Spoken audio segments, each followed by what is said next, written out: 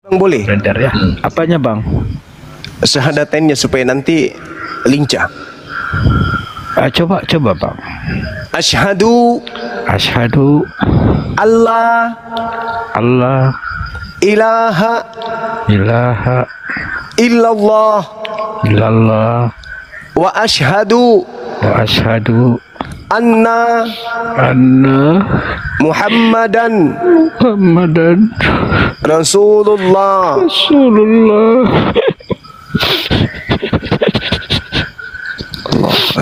Masya Allah. Ya Hadi ya Bashir ya Tabibi Nabi Allah khairu khalqi jami'an lahu a'la manasibi wal marati salatullahi subhanallah. Bismillahirrahmanirrahim. Assalamualaikum warahmatullahi wabarakatuh. Kaum muslimin yang dirahmati Allah, semoga Allah senantiasa curahkan segala rahmat, segala nikmat yang berkepanjangan dan tiada berujung dari dunia hingga akhirat. Dan insyaallah dan Allah pun kumpulkan kita para kaum muslimin di bawah naungan Rasulullah beserta para nabi, beserta para orang-orang yang Allah kasih, Allah sayangi, Allah cintai, insyaallah di bawah naungan Rasulullah kelak di mana tiada naungan selain daripada naungannya, insyaallah. Amin amin Allahumma amin. Kaum muslimin, pada kesempatan pagi hari ini saya akan mengunggah sebuah video di mana video ini mengisahkan tentang bagaimana perdebatan Akhi Zuma yang ketika Akhi Zuma memaparkan dari segala sesuatu apa yang menjadi pengetahuannya tentang keilmuannya, lalu ada seorang Kristen yang pada akhirnya masuk Islam. Kaum muslimin, demikian kaum muslimin videonya. Menyertai kalian itu di kitabnya Yahudi. Kalau di kitabnya Kristen, Matius 1:23, sesungguhnya anak darah itu mengandung dan melahirkan seorang anak laki-laki, dan mereka menamakan dia Immanuel, yang berarti Allah menyertai kita. Roma 8 nomor 31 dan seterusnya. Mazmur 34, Matius 28 nomor 20, Ibrani 13 nomor 5, Roma 8 26, 1 Tesalonika 5 nomor 17. Semua itu Tuhan menyertai. Aku bersama. Berarti ketika dikatakan Yesus dan Bapa adalah satu, itu bahasa biasa, itu bahasa lumrah. Contoh di dalam Yohanes 8, apa kata Yesus di sana? Jikalau aku menghakimi, maka penghakimanku itu benar. Sebab aku tidak seorang diri. Tuh, aku tidak seorang diri. Berarti Yesus tidak seorang diri. Kalau tidak seorang diri, berarti lebih dari satu. Jikalau aku menghakimi, maka penghakimanku itu pasti benar. Sebab aku tidak seorang diri, tetapi aku bersama dengan Bapa yang telah mengutus aku. Dan di dalam kitab Tauratmu ada tertulis bahwa kesaksian dua, malah disebut dua di sana. Dalam kitab Tauratmu ada tertulis bahwa dua orang adalah sah. Akulah yang bersaksi tentang diriku sendiri, dan juga Bapa yang mengutus aku bersaksi dengan aku. Sama dengan aku dan Bapa adalah dua. Kemudian terkait dengan nama Allah, Allah Subhanahu wa ta'ala menjelaskan kemudian di dalam Al-Quranul Karim, ketika kemudian berfirman kepada Abraham, berfirman kepada Musa, dan juga berfirman kepada Daud, Salomo, Yakub, dan semua para nabi. Allah kemudian menceritakan di dalam Al-Quranul Karim ketika kemudian Rasulullah Muhammad SAW menerima firman dari Allah. Allah menyatakan diri kepada Nabi Abraham atau Nabi Ibrahim bahwasanya dia adalah Tuhan yang disembah, baik yang disembah oleh Abraham, keturunannya secara turun-temurun. Dan itu juga diterangkan di dalam Bible. Saya ambil datanya. Iz qala lahu rabbuhu aslim qala aslamtu lirabbil alamin. Ingatlah ketika Tuhan berfirman kepada Ibrahim, berserah dirilah. Nabi Ibrahim kemudian menjawab, aku berserah diri kepada Tuhan alam semesta. Wa wasabiha Ibrahimu banihi wa Yaqub, ya baniya innallaha astafa lakumuddin. Nabi Ibrahim kemudian mewariskan ucapan itu kepada anak-anaknya. dan juga Nabi Yakub mewariskan ucapan itu kepada anak-anaknya. Apa ucapan itu? Wahai anak-anakku, ya baniya, inna Allah, sesungguhnya Allah telah memilih ajaran ini, dinul ini, jalan ini untukmu, maka janganlah kamu mati kecuali dalam keadaan Islam. Ini Al-Quran. Nah, sekarang bagaimana dengan Kristen? Mohon maaf sekali lagi, mohon maaf yang sedalam-dalamnya, karena saya yang ditanya. Kalau di dalam kitab Kejadian 17 nomor 7, Allah berkata, aku akan melakukan perjanjian kekal dengan engkau Abraham. Apa perjanjian kekalku itu? Perjanjian kekal artinya tak ada hentinya. Aku akan menjadi Tuhanmu, Tuhan anak-anakmu, Tuhan keturunanmu secara turun-temurun. Berdasarkan Kejadian 17, Tuhannya Bani Israel dan Tuhannya Bani Ismail adalah Tuhan yang sama. Karena itu adalah perjanjian kekal, seirama dengan Al-Quran surah Al-Baqarah ayat 131 sampai 134. Subhanallah. Nah, pertanyaannya sekarang, apakah Allah yang disembah oleh orang Kristen itu sama dengan Tuhannya umat Islam? Saya katakan tidak sama. Yang disembah oleh saudara Kristen itu adalah dewa-dewa, roh. Sedangkan pencipta langit dan bumi, Tuhannya Abraham, Ishak dan Yakub, Tuhannya Ismail, Nabi Muhammad, Tuhannya umat Islam dan Tuhannya Bani Yehuda dan juga Israel, itu bukan roh. Yang menyembah roh itu orang Roma, orang Yunani, animisme, politeisme. Mereka penyembah roh. Sedangkan Tuhan kami, Tuhannya Nabi Abraham, itu bukan roh. Roh itu makhluk. Sedangkan pencipta alam semesta ini bukan makhluk. Mereka hanya mengambil kata Allah untuk menutupi kemudian sembahan mereka. Sedikit lagi, seluruh gelar pencipta langit dan bumi yang maha suci lagi maha tinggi, berdasarkan Yesaya 5 nomor 16 kitabnya Yahudi, semua gelar-gelar maha suci, maha tinggi, maha perkasa, ketika dilimpahkan oleh orang-orang Farisi ke dalam ajaran orang Roma, berubah menjadi dewa. Jadi kalau pertanyaannya apakah sembahannya orang Kristen dan sembahannya umat Islam itu sama? Beda. Kristen adalah penyembah roh, sedangkan umat Islam menyembah pencipta roh. Yang orang Kristen sembah bernama Yesus itu bukan nabi yang datang mengajarkan Injil kerajaan Allah kepada Bani Israel, tetapi yang bernama Yesus yang disembah Kristen itu adalah makhluk halus, makhluk roh yang datang kepada Ananias, yang datang kepada Paulus, dan yang datang kepada Pulau Patmos, penulis kitab Wahyu. Itu bang, kesimpulan saya. Sembahan Kristen, sembahan umat Islam, dan yang disembah oleh Yesus itu berbeda dengan apa yang disembah oleh orang Kristen. Demikian. Oke, makasih Bang Juma. Jadi sama-sama, intinya bang, Tuhannya ya Abraham, ya Yakub, Yesus sama Nabi Muhammad itu intinya satu sama aja gitu. Sama. Siap, sama. Oh, sama ya. Jadi oke, saya garis bawahi situ ya, sama. Kemudian Bang Juma, ada yang saya tanyakan lagi, ini masalah silakan Bang. juga dia salah Tuhan. Ini aku kan pernah nanyain secara logika aja. Kan Yesus itu sebelum disalib itu kan dia berdoa. Iya. Ya, berdoa. Ini aku pernah tanyakan juga kepada pendeta. Nah, itu aku tanya, Yesus waktu itu berdoa kepada siapa? Kayak dia bilang katanya berdoa kepada Bapa. Nah, terus aku tanyakan, kalau Yesus berdoa kepada Bapa, aku bilang berarti, aku bilang yang Tuhan sebenarnya itu Bapa, bukan Yesus. Nah, ini secara logika ini Bang, secara logika aja. Nah, katanya kamu ini nggak paham katanya. Jawabannya itu gini, waktu Yesus berdoa itu sebagai manusia.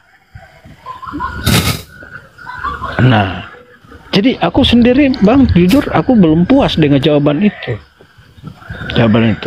Jadi yang dimaksud Tuhannya Abraham, Tuhannya Nabi Yakub, Isa dan Muhammad itu berarti itulah yang disebut Bapa itu maksudnya. Gitu Bang? Iya, betul. Oke.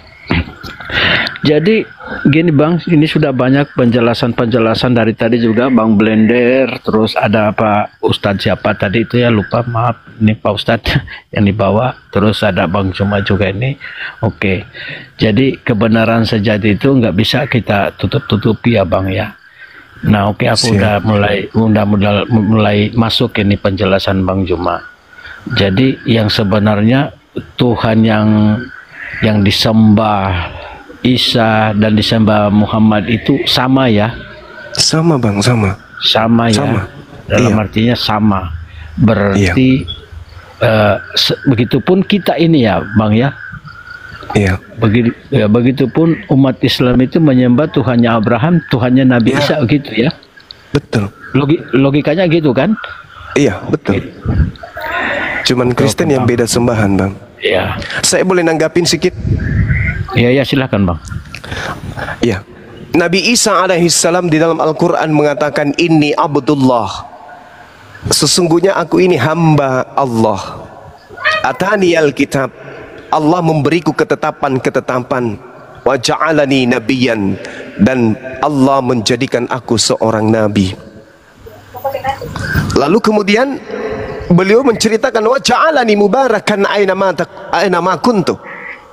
Wa awsani bis shalah waz zakah ma dumtu hayya, dan Allah menjadikan aku seorang yang diberkahi di mana saja aku berada. Jadi beliau ini tidak pernah dikutuk, dia selalu diberkahi oleh Allah. Nah, bagaimana dengan Yesus? Kapan dia pernah berubah menjadi identitas lain? Tidak pernah. Yesus lahir, Yesus hidup sampai dia terangkat, kemudian tetap manusia, dan itu diperkuat oleh Bible. Contoh, Yesus datang sebagai manusia tertulis di 2 Yohanes 1 nomor 7. Bahkan nih, kalau kita melihat di dalam Lukas 2 nomor 11, pelintiran Bible yang mengatakan pada hari ini telah lahir juru selamat Tuhan di kota Daud, itu terjemahan yang salah.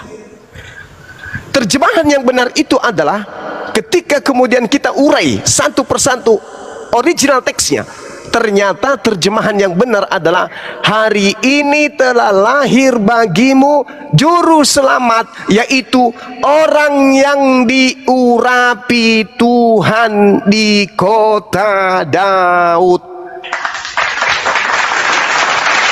Itu terjemahan yang betul. Berarti ini di yang kami imani sekarang ini Bang, berarti terjemahannya ini sudah banyak perubahan atau gimana Bang? Menurut Abang? Sahabatku, saudaraku Bang Benhar, firman Tuhan itu tidak bisa dikritisin oleh manusia. Firman Tuhan tidak bisa dirubah oleh manusia. Firman Tuhan tidak bisa kemudian disalah-salahkan, dikritisin, lalu kemudian direvisi. Setuju enggak? Bisa enggak manusia mengkritik firman Tuhan? Bisa enggak manusia merevisi firman Tuhan? Secara logika Bang nggak bisa. Nggak bisa. Bible yang Anda pegang itu direvisi, dikoreksi, dan seterusnya. Artinya kitab saudara itu bukan firman Tuhan. Masakan kedudukan firman Tuhannya keliru dan perkataan manusianya yang betul? Itu mustahil. Yang dikatakan kalam Allah, kalamullah, itu sudah pasti ketetapan Allah. Masa ketetapan Allah bisa dirubah-rubah oleh manusia? Itu mustahil. Kenapa Bible bisa dirubah, bisa direvisi? Karena bukan firman Tuhan, hanya terjemahan.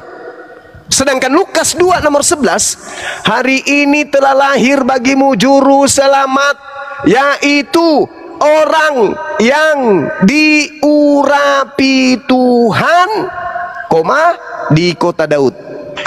Itu terjemahan yang betul. Nah, terjemahan yang betul ini tidak bertentangan dengan 2 Yohanes 1 nomor 7. Siapakah pembohong itu? Siapakah penyesat itu? Siapakah penipu itu? Siapakah setan itu? Dialah yang pergi ke seluruh dunia, yang tidak mengaku Yesus datang sebagai manusia. Dialah antikristus, dialah penyesat. Bible sendiri yang mengatakan bahwa Kristen itu penipu. Dalam arti Bible tadi ini ya, siapakah planos? Dalam bahasa Yunani planos artinya itu pembohong, penipu. Siapakah penipu itu? Siapakah penyesat itu? Siapakah pembohong itu? Dia yang pergi ke seluruh dunia, yang tidak mengaku Yesus Kristus datang sebagai manusia. Itulah penipu itu. Itulah antikristus. Nah sekarang orang Kristen ditanya, wahai saudaraku Kristen, ya paman, apakah Anda percaya Yesus itu datang sebagai manusia? Oh iya dong, kami percaya dia datang sebagai manusia. Masa sih? Ya. Nanti saudaraku Benhar ke gereja intip mereka. Siapa yang disembah? Manusia atau Tuhan yang mereka sembah? Tolong suruh mereka jujur. Yang kalian sembah ini manusia atau Tuhan? Pasti mereka akan mengatakan yang kami sembah adalah Tuhan. Loh, tadi katanya Yesus itu datang sebagai manusia, kok dituhankan? Nah inilah yang dimaksud pembohong, penipu, antikristus, penyesat, iblis. Mulut berkata A, praktek berkata Z. Penipu, Iya bang. pembohong. Oke bang. Nah, Masya Allah. Jadi Siap. gini bang.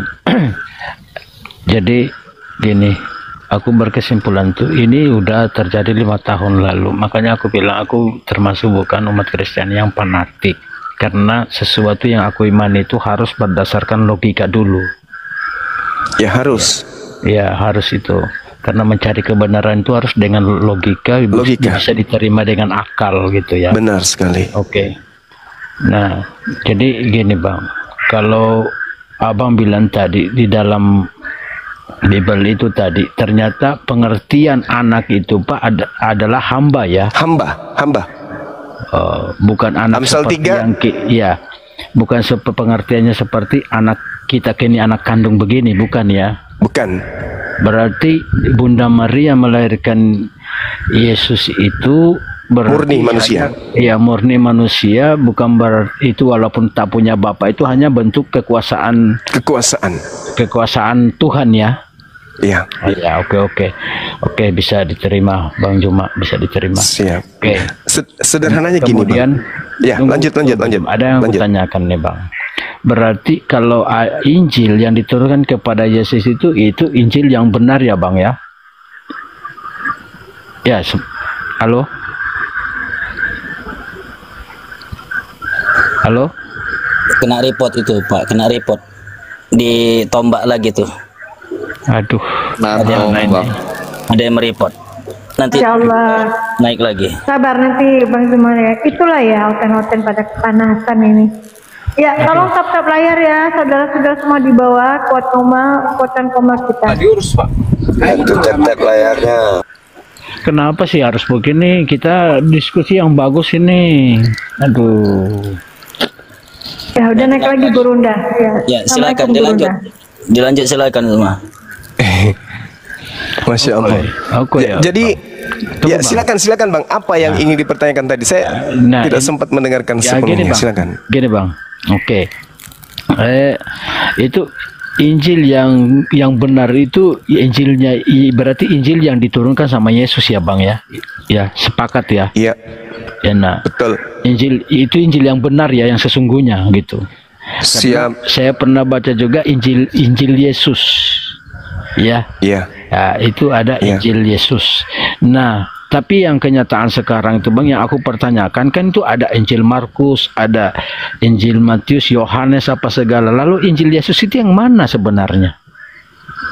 Apakah ini yang dikatakan Injil Yohanes? Apakah ini Injil Matius? Apakah yang mana yang sebenarnya? Bukan. Injil yang sebenarnya Injilnya Yesus itu? Bukan Bang.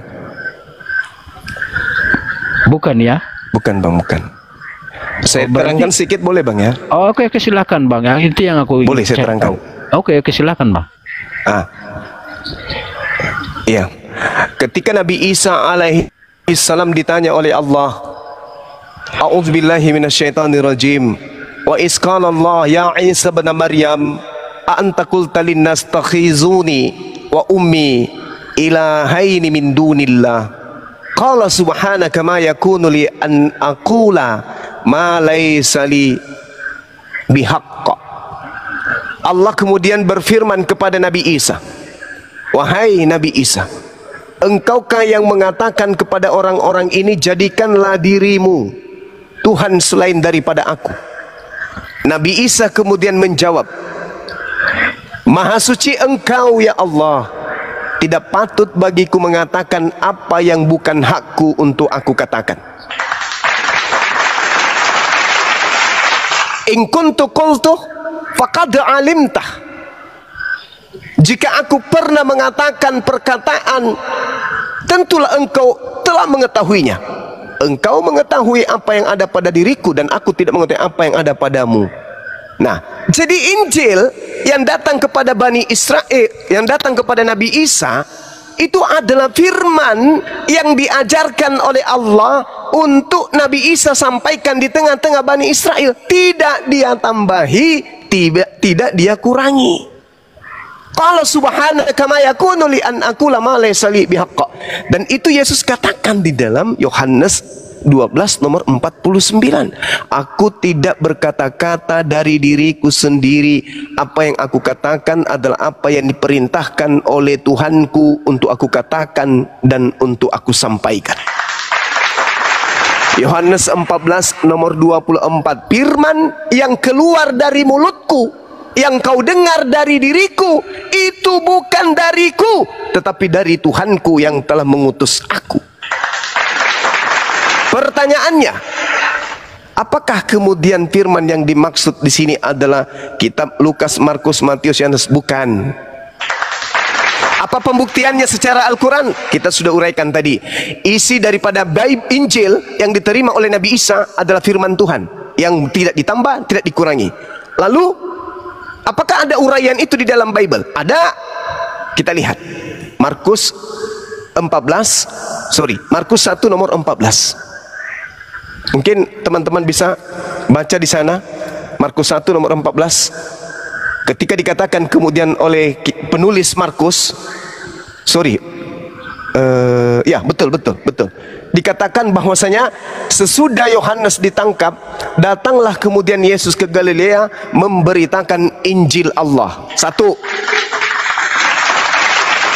Di Yohanes 1 nomor 35, di situ jelas dikatakan bahwasanya Yohanes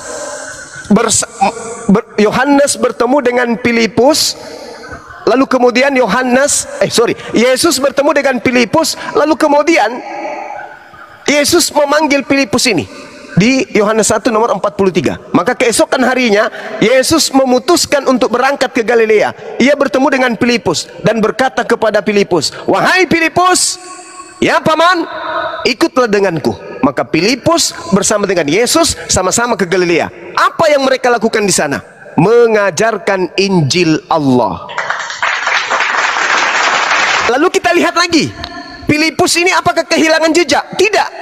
Di dalam Kisah Para Rasul 8, rupa-rupanya Filipus memberitakan kemudian Injil Yesus di sana.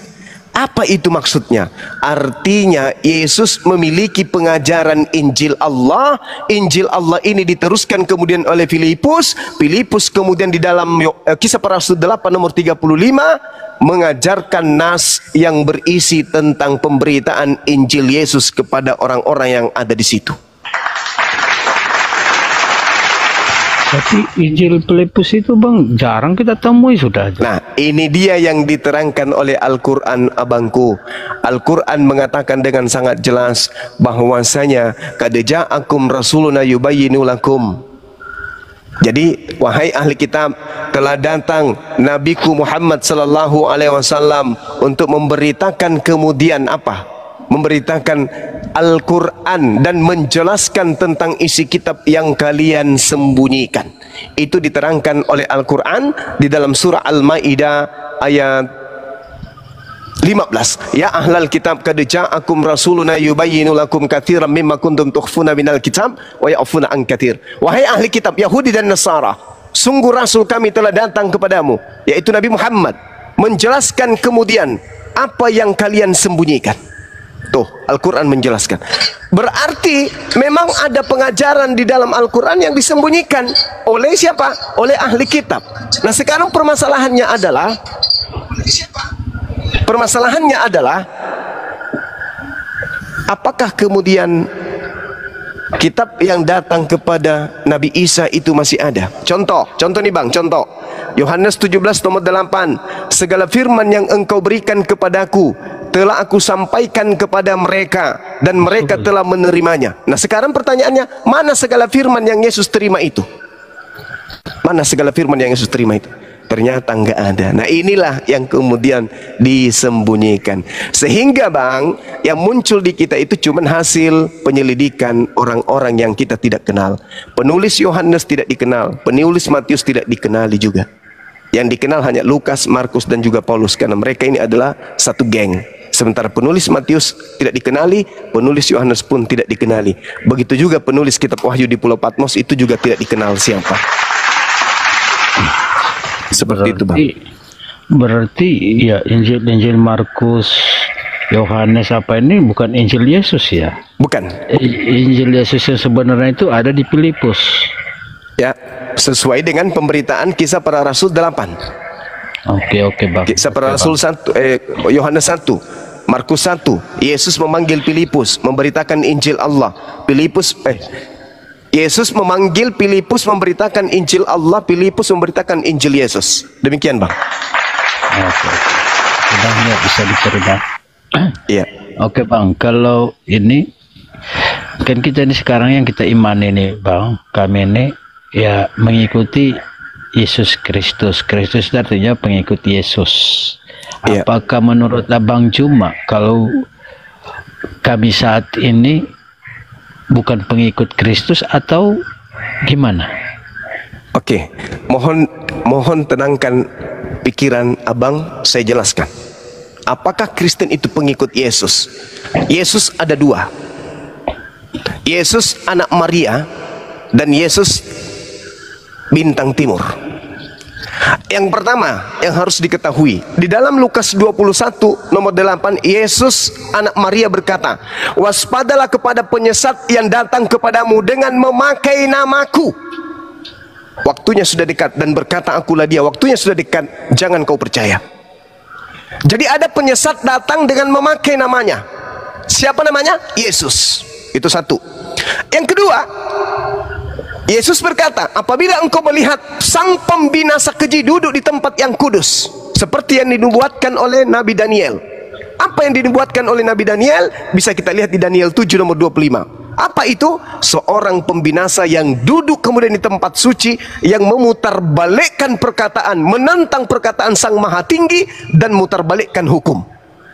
Apabila engkau melihat ada orang berkata ada Yesus di sini, ada Yesus di sana, jangan kau percaya. Sebab Yesus palsu, Mesias palsu, dan nabi-nabi palsu, orang-orang yang mengaku bertemu dengan Yesus palsu akan muncul dan akan mengadakan mujizat-mujizat dan tanda-tanda, sekiranya mereka akan menyesatkan banyak orang dan orang-orang pilihan juga. Camkanlah, aku telah mengatakannya kepadamu. Jadi apabila ada orang berkata aku bertemu dengan Yesus di padang gurun, bertemu Yesus di dalam bilik penjara, jangan kamu percaya. Sebab aku akan datang nanti kedua kalinya seperti cahaya yang terlontar dari timur sampai ke barat. Pertanyaannya, kalau Yesus mengatakan jangan kau percaya ketika ada makhluk penyesat datang membawa-bawa namaku, memakai namaku, pertanyaannya, siapa yang pernah mengalami bertemu dengan Yesus, mengaku bertemu Yesus di padang gurun dan di dalam bilik? Paulus, Bang. La haula wala quwata illa billah. Ya. Makanya dikatakan di dalam Matius 23 nomor 15, celakalah engkau wahai ahli Taurat, celakalah engkau wahai orang Farisi, engkau menjelajahi daratan, menyeberangi lautan, mentobatkan orang menjadi pengikut ajaranmu, dan setelah kau jadikan dia pengikutmu, kau jadikan mereka orang neraka, dan 2 kali lebih jahat daripada engkau sendiri.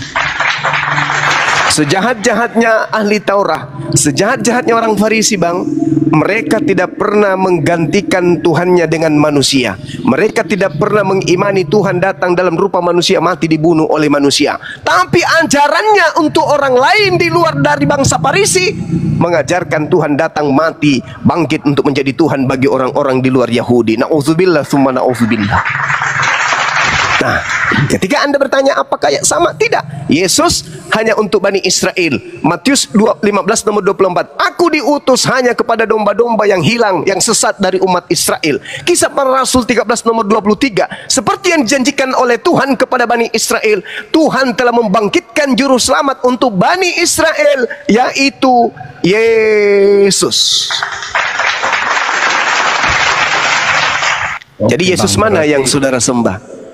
Yesus yang datang. Intinya gini bang, kalau kita cari kebenaran itu intinya gini, mau Yesus 1, 2, 3 bahkan sampai 1000 pun itu bukan Tuhan. Yes, Masya Allah.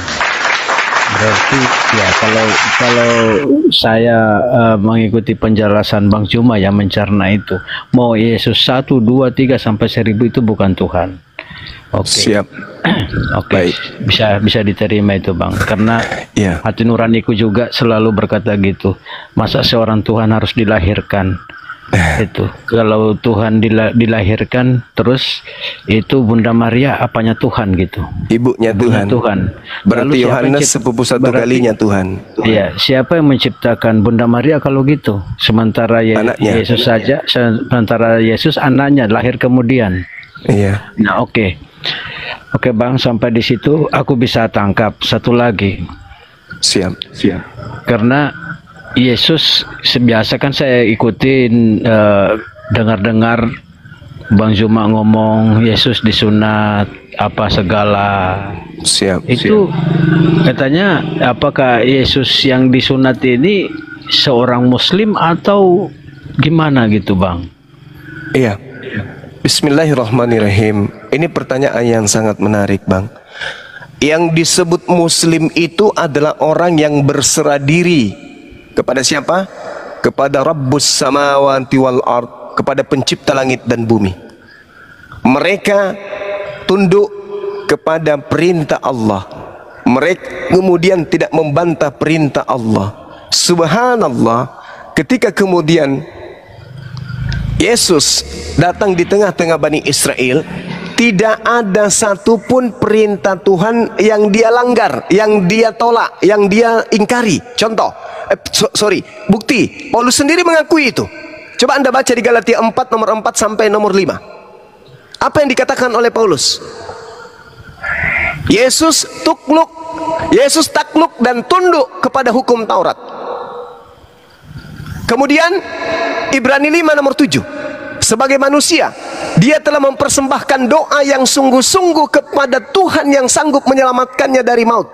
Dan atas kesolehannya, atas kemuslimannya, doanya dikabulkan. Nah, kita lihat apa yang dilakukan oleh Yesus. Yesus bersyahadat. Yohanes 17 nomor 3. Hidup kekal itu adalah mereka mengenal engkau satu-satunya Tuhan yang benar dan mengenal Yesus Kristus yang engkau utus. La ilaha illallah, Yesus Rasulullah. Apalagi setelah dia bersyahadat, dia melakukan sholat. Apa buktinya? Matius 26 nomor 39. Yesus sujud beribadah menyembah kepada Allah. Matius 4 nomor 17.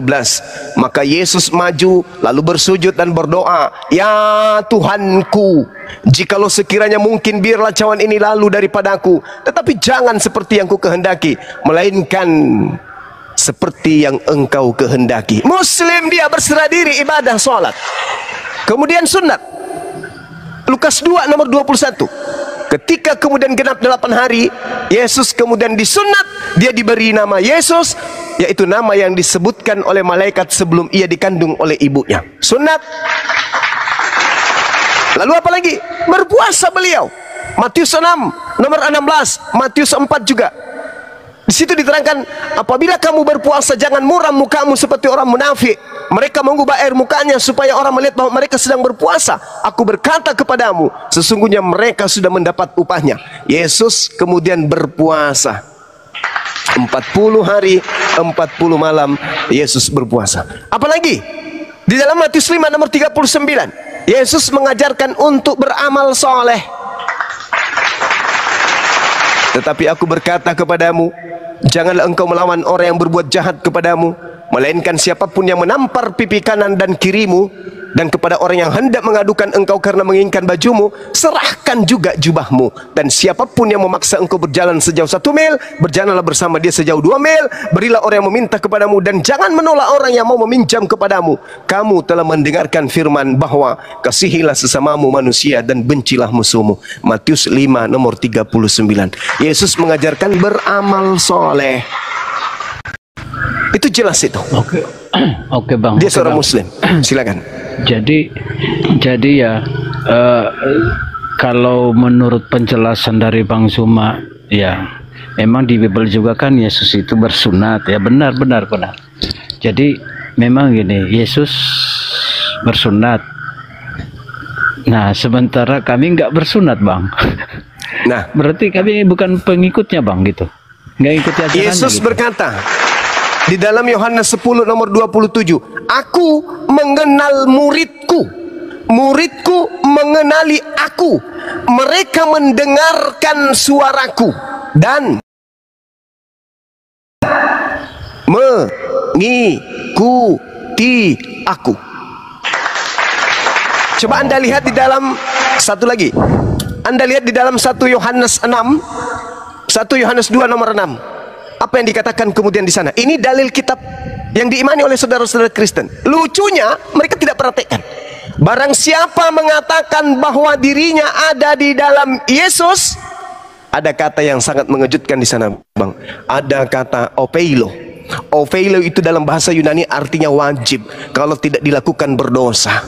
Dan kalau berdosa neraka. Apa kata 1 Yohanes 2 nomor 6? Barang siapa mengatakan bahwa dirinya ada di dalam Yesus, dia wajib opeilo, hidup sama seperti Yesus telah hidup. Oke, Bang. Gimana dong? Jadi iya logik ini Bang. Masya Allah. Iya, silakan. artinya ini sangat masuk akal karena intinya gini. Aku tangkapnya di sini yang masuk akal aku, kalau kita berarti percaya kepada Yesus, mengikuti Yesus, berarti mengikuti ajarannya Yesus. Berarti harus bersunat, harus sujud, harus berpuasa. Masya Allah. Kan gitu ya, kan gitu Bang, secara logika Bang ya. Iya betul. Kalau pengikutnya berarti harus mengikuti apa yang diajarkan gitu. Siap. Nah, di situ Bang. Kemudian ada lagi berikut apa yang saya bisa tangkap di situ, artinya kalau nggak ngikutin itu berarti nggak ngikut, bukan pengikutnya Yesus. dia berarti. Penyamar. Serigala nyamar domba. Oh iya Bang. Oke Bang, mantap Bang ya penjelasannya. Terima kasih banyak ini Bang. Allahu Akbar. Iya terima Bang kasih Benar, ini, Bang makasih. Cuma. Jadi berarti itulah yang menjadi salah satu syarat masuk Muslim itu berarti harus bersunat juga. Iya. Ya Bang ya. Betul. Coba saya kasih Berarti- data 1 menit aja Bang, 1 menit. Oke Bang, silakan. Yesaya 52 nomor 1 Bang. Orang yang tidak bersunat tidak boleh masuk ke kota Yerusalem. Yerusalem baru loh. Tidak boleh masuk surga berarti. Kemudian Yehezkiel 44 nomor 9. Orang yang tidak bersunat haram hukumnya masuk ke bait suci. Jadi selama ini orang Kristen bukan masuk ke bait suci, tapi masuk ke dalam bait tame, rumah najis. Kemudian Wahyu 21:27, orang yang tame tidak bersunat, orang najis, haram hukumnya masuk ke dalam surga. Dan Paulus juga pernah mengatakan di dalam Galatia 2 nomor 14, orang yang hidup tidak bersunat kulub adalah orang yang hidup secara kafir. Oke bang. Silakan. Aduh. Celaka 12 nih. Jadi berarti ya ini Iya Bang Andi. Yesus kan nggak makan babi bang. Ya, betul. Ya, melarang untuk memakan babi. Siap. Ya, sementara kami memakan itu bang. Berarti nggak ngikutin ini bang. Pokoknya secara akal pun nggak nerima. Berarti nggak ngikutin. Siapapun tuh nggak bisa membantah itu bang. Kenapa umat Islam menyebut saudara-saudara Kristen ini kafir? Karena Kristen itu menutup diri. Bayangkan bang ini, bayangkan kitab Yahudi yang ditenteng siang malam nih tertulis dengan jelas di dalam Yesaya 66. Sebab Tuhan akan menghukum segala yang hidup dengan api dan dengan pedangnya, dan orang-orang yang mati terbunuh oleh Tuhan akan banyak jumlahnya. Siapa mereka? Mereka yang menguduskan dan mentahirkan dirinya untuk taman-taman teos dengan mengikuti seseorang yang ada di tengah-tengahnya yang memakan daging babi dan binatang-binatang menjijikkan serta tikus, mereka semuanya akan mati lenyap sekaligus. Demikianlah firman Tuhan. Aduh, Apa enggak ngeri? keras nih bang, ngeri bang, sadis malah ini bang. Oke bang, ya oke, gini bang, ya aku ambil kesimpulan. Sekarang aku mulai tercerahkan yang sebenarnya ya. Masya Allah. Sebenarnya, karena aku lebih mengutamakan logika, akal. Ya.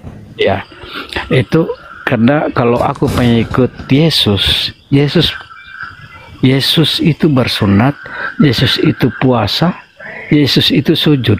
Sementara di kami nggak ada itu semua bang. Sujud apalagi sujud bang, nggak ada. Nah kemudian Yesus nggak makan babi, kami makan babi. Pokoknya intinya kami nggak mengikuti ajaran Yesus, berarti otomatis nggak mengikuti Yesus kalau gitu. Iya. Ya kan gitu. Itulah logikanya bang ya. Itulah bang. Oke, berarti kalau kami nggak mengikuti ajaran Yesus yang sebenarnya itu berarti kami bukan pengikutnya. Lalu kami dianggap apa bang nanti kalau nggak ngikutin itu bang? Jadi boleh dari saya bang. Al-Quran mengatakan begini. Wa idza husyiran nasu kanu lahum a'da wa kanu lahum bi ibadatihim kafirin. Ketika nanti semua manusia dikumpulkan pada hari kiamat, apa yang orang-orang kafir sembah akan menjadi musuh bagi mereka sendiri, dan pemujaan-pemujaan yang mereka lakukan terhadap yang mereka sembah akan diingkari oleh yang disembah. Nah, apa kata Yesus? Di mana itu bang? Al-Quranul Karim.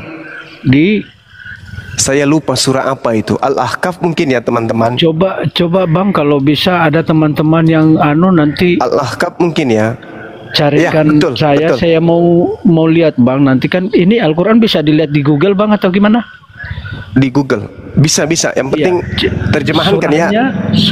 Surah Al-Ahqaf ayat 6. Ini Al-Quran bang. Kalau Al-Quran ini bukan firman Tuhan bang, tetapi kenapa di dalam Matius 7 bang? Matius 7 apa yang dikatakan dalam Matius 7 bang? Nomor 22 sampai 23. Boleh saya bacakan? Oke, silakan. Pada hari terakhir nanti banyak orang akan berseru kepadaku, Tuhan, Tuhan Yesus, bukankah kami bernubuat pakai namamu, mengusir setan pakai namamu, bermujizat juga pakai namamu? Yesus kemudian berkata, pada saat itulah aku akan berterus terang kepada mereka, enyahlah daripadaku, aku tidak mengenal kalian, kalian semua adalah pembuat kejahatan. Celaka 12 bang. Aduh.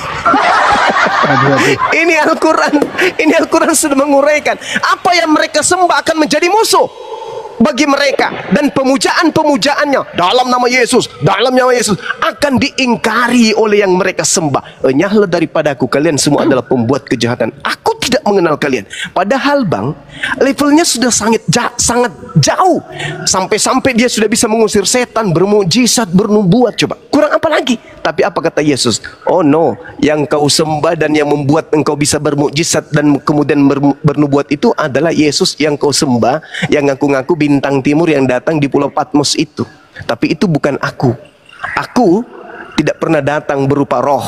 Aku tidak pernah datang kemudian berupa cahaya. Aku datang lengkap dengan daging. Makanya di dalam Kisah Para Rasul 1 nomor 11 dikatakan, malaikat berkata, kalian melihat Yesus terangkat ke langit, kalian akan melihatnya lagi datang untuk yang kedua kalinya, sama seperti ketika engkau melihatnya ke surga. Berarti Yesus datang kedua kalinya lengkap dengan daging. Sedangkan Yesus berkata dalam Lukas 10 nomor 18, Aku Yesus berkata, aku melihat iblis jatuh dari langit berupa cahaya ke bumi.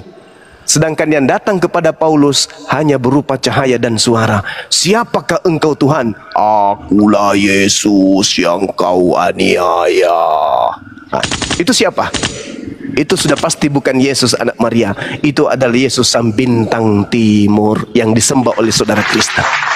Ketika orang Kristen nanti di hadapan Tuhan mencari sembahannya yang bernama Yesus, Yesus yang palsu, yang penyesat sudah di neraka. Yang tinggal hanya Yesus anak Maria. Yesus, dulu kami bernubuat pakai namamu loh, mengusir setan pakai namamu loh. Apa kata Yesus? Apa? Oh maaf, aku tidak mengenal kalian. Enyahlah daripadaku, kalian semua adalah pembuat kejahatan. Gimana bang? Ya, kalau secara logika sih ya benar juga. Gimana dia mau terima karena nggak ngikutin apa yang diajarkan kan? Tidak diikutin, betul. Iya. Gimana dia mau nerima? Kita aja. Orang mau ngikut kita terus nggak mau ngikutin aturan kita. Secara logika aja nih bang. Iya. Gimana kita mau nerima gitu? Oke bang. Oke intinya itu ya bang ya. Intinya itu bang, kalau mau ngikutin Yesus sebenarnya harus sunat, harus puasa, sujud, ya, gitu kan? Itu kan itu dikerjakan umat Islam ya. Berarti umat Islam sebenarnya ngikutin ajaran Yesus juga ya. Yesus anak Maria memberitakan tentang datangnya Nabi Muhammad bang di dalam Bible. Di dalam Yohanes 14 nomor 16, aku akan minta kepada Bapa agar mengirim seorang penolong lain, yaitu Roh kebenaran. Bukan itu seorang penghibur bang. Nah itu dia, seorang penghibur, seorang penolong. Apa itu yang yang dikatakan seorang penghibur itu? Apakah bukan Roh Kudus yang Yesus ini bang, atau memang itu ditujukan kepada Nabi Muhammad? Baginda Rasulullah Muhammad sallallahu alaihi wasallam dikatakan penghibur dikarenakan setiap nabi datang diutus ke muka bumi pasti diutus hanya kepada sekelompok manusia tertentu saja. Yesus untuk Bani Israel, Musa untuk Bani Israel, Abraham hanya untuk keturunannya. Ya. Sedangkan bangsa lain, apakah Tuhan tidak mau selamatkan? Diselamatkan. Dengan cara apa? Dengan mengirim penghibur, penolong. Berarti intinya Nabi Muhammad ini untuk semua manusia ya? Ya, litubayyina linnas. Dan kata Yesus untuk Bani Israel. Untuk Bani Israel. Lalu kami Bani apa bang? Nah itu dia. Oke bang. Sekarang ini udah aku pahami bang. Jadi Bani di luar jalur. Apa yang aku tanyakan ini sebenarnya mungkin pendeta tahu menjelaskan, tapi nggak mau dijelaskan seperti ini. Ya, cuma jawabnya cukup imani. Iya. Pokoknya mulai sekarang bang, nggak masuk akal jangan diimani. Itu aja. Ya. Akal dulu utamakan baru iman ya. Yeah. Oke, saya setuju. Yesus mengajarkan itu. Kasihilah Tuhanmu dengan segala akal budimu. Ya, tapi berarti bang, ini bukan ajaran Yesus kalau gitu. Kasihilah musuhmu itu bukan ajaran Yesus. Bukanlah. Gimana ceritanya? Ya bang, kalau itu ajarannya Yesus juga, waduh, parah kita nih. Musuh dikasihi. Sementara dalam bahasa Ibrani musuh itu Satan. Satan itu setan. Setan mau dikasihi. Wah, bagaimana ceritanya setan dikasihi? Kasih, kalau ditampar pipi kiri, kasih pipi kanan. Wah, aku nggak mau bang kayak gitu.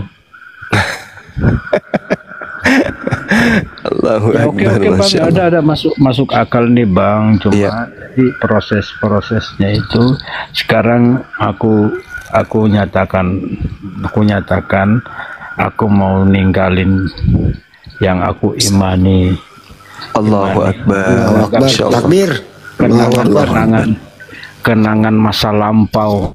Kira-kira bang ini aku mau nanya lagi bang ini. Silakan, kira-kira ini aku nih udah hidup, artinya aku sudah nggak ngikutin ajaran Yesus itu sendiri kan. Nah, kira-kira kalau aku mengimani Yesus itu dengan cara memasuk Islam, mengikuti Nabi siapa? Nabi Muhammad, apakah dosa-dosa saya dari lama itu gimana itu Bang? Ya Allah ya Karim. Gimana itu Bang? Maksudnya ya. Abang gimana Bang? Kira-kira gimana, aku udah makan babi, udah aduh. Ya ampun Bang. Kan itu nggak ngikutin ajaran Yesus itu Bang. Terus gimana Bang? Kira-kira apakah terampuni atau gimana itu Bang? Iya, baik. Saya jelaskan Bang ya. Al-Quranul Karim menjelaskan begini.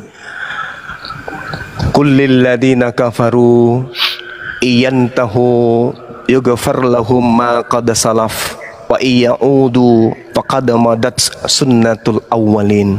Katakanlah kepada orang-orang kafir itu, jika mereka berhenti dari kekafirannya, niscaya Allah akan mengampuni dosa-dosa mereka yang telah lalu.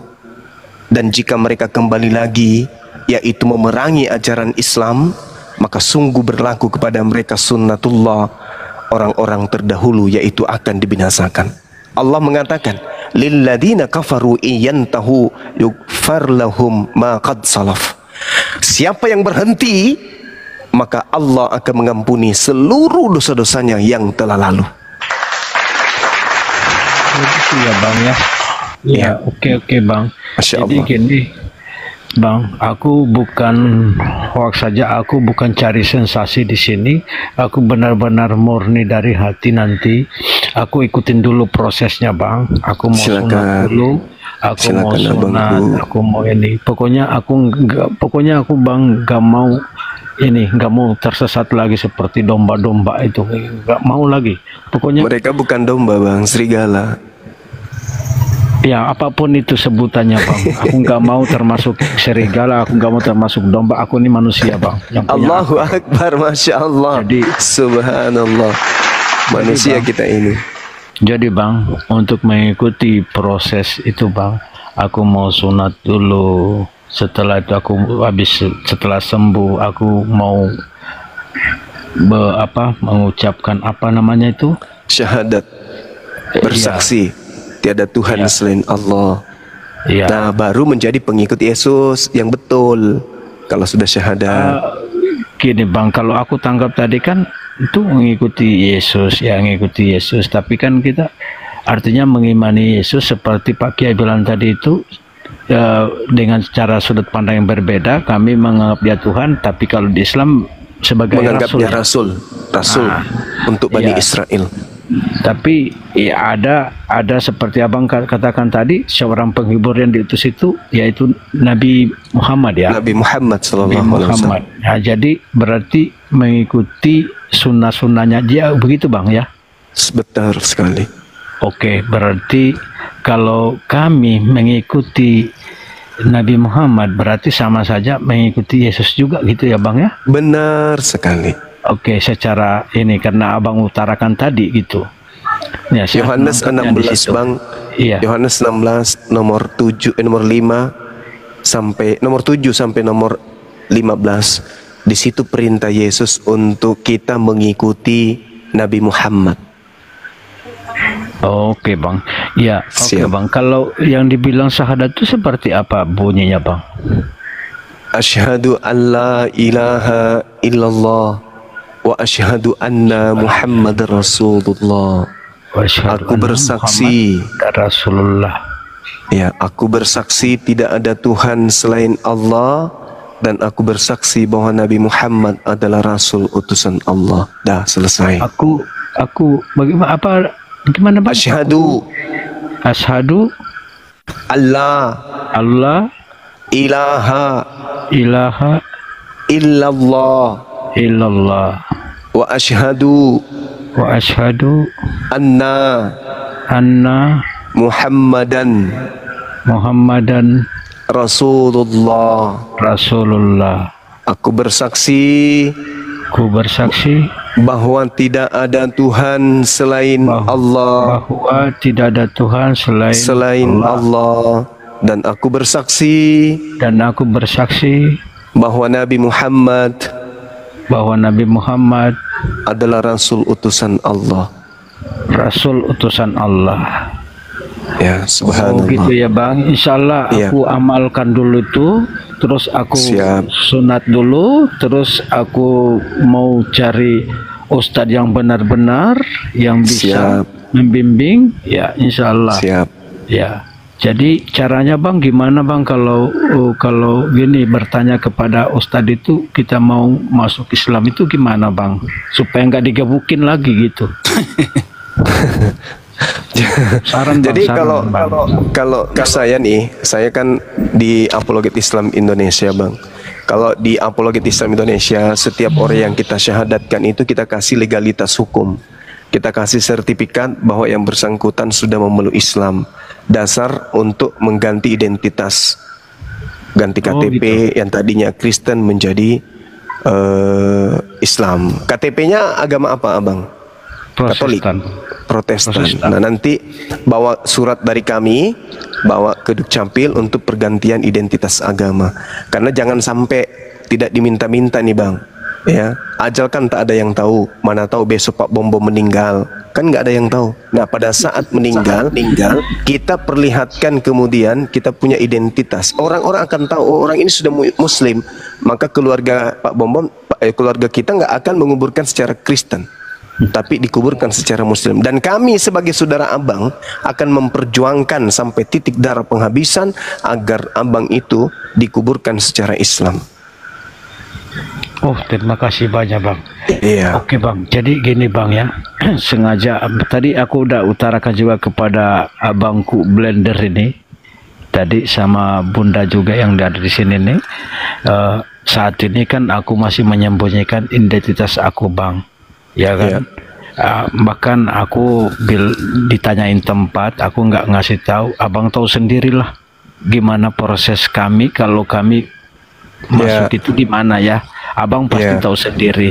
Jadi untuk ini Bang, aku udah mantapkan hati aku mau diusir, ya mau diusir karena jujur Bang, kenapa aku merantau itu untuk mencari kebenaran, meninggalkan istri, karena jujur Bang, istri aku anak pendeta Bang.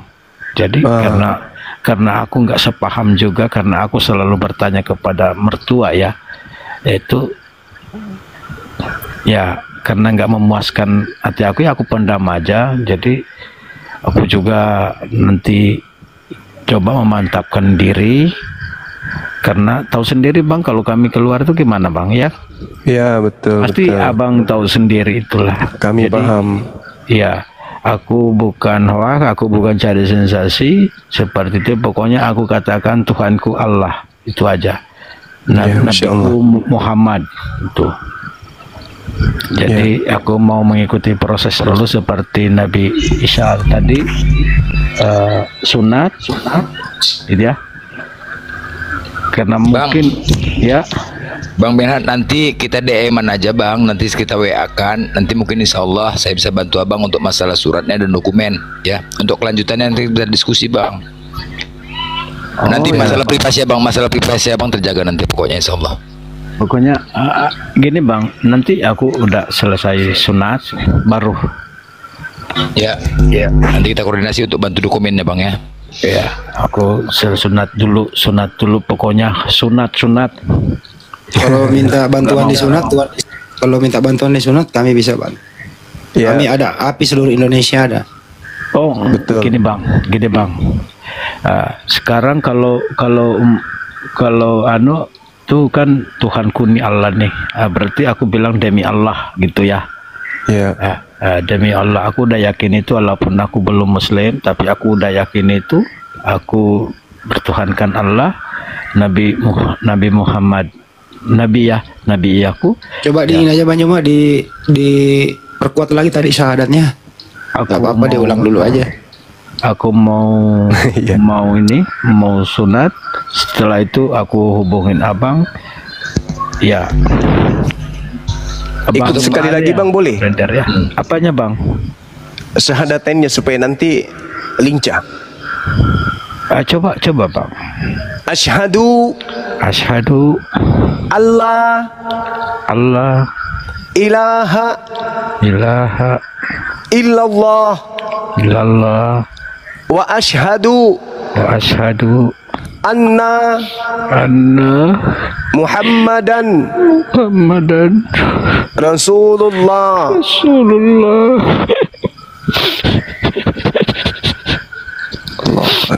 Masya Allah. Semoga bang, doain aku bang, semoga dosa-dosaku diampuni bang. Amin. Udah gak ngikutin ajaran Yesus sebenarnya bang. Amin ya rabbal alamin. Oke bang, makasih banyak bang. Makasih. Semoga nggak bosan nerima aku di sini bang ya. Enggak. Kami paling suka, dan kalau perlu setiap malam kita mensyahadatkan. Nah ini juga saya mau bocorkan ke Bang Blender nih. Bang Blender ini kecolongan Bang Blender. Abang ini panglima di Medan tapi abang kecolongan. Alhamdulillah tadi malam saya telah mensyahadatkan salah satu tokoh pemuda, tokoh besar. Saya sudah mensyahadatkan kemudian dari Medan. Alhamdulillah, Masya Allah, kami bersama dengan Ahi Saiful sudah melakukan itu, tapi kita masih merahasiakan siapa oknumnya, karena kalau sampai ini bocor maka akan gempar dunia orang Batak.